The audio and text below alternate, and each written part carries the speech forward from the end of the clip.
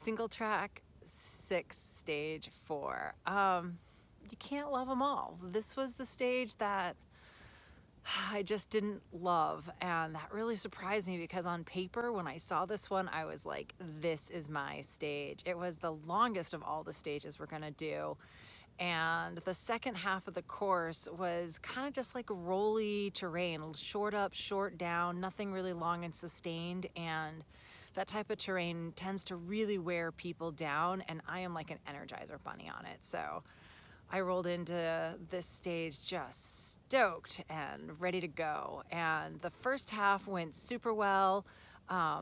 Emily and I separated ourselves from the other women, and in an odd turn of events, I led us for the first half, which was just super fun, kind of cross-country style riding, climb, and then a really fun, lovely descent.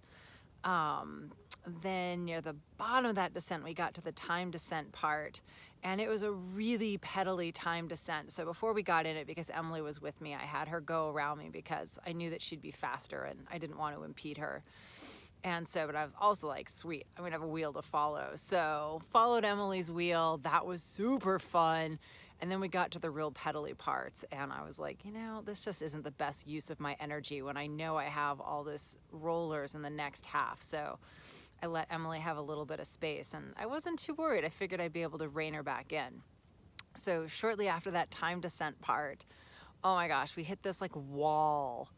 It was so unbelievably steep, and it was one of those things where I really should have probably got off and walked my bike, but I just was torn between the energy of getting on and off or just grinding up this hill. So whatever, I ground up this hill, and then that began all the little rollers, which should have been really great for me, but it just ended up feeling like it had no flow for me. We were on a little section of Singletrack, and then a little section of gravel road, and then a little bit of goat path, and it was just constantly changing, constantly turning. You just kind of felt like you were in a maze, and it just wore me down. I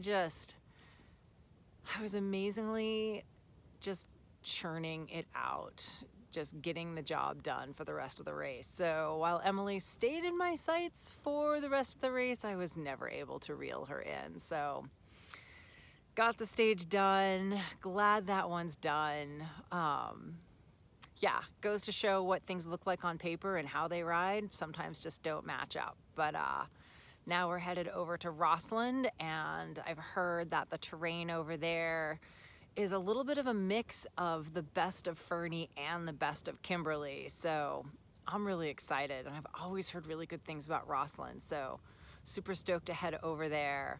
So yeah, get myself recovered. I need to go get a really big hamburger and be ready to go for stage 5.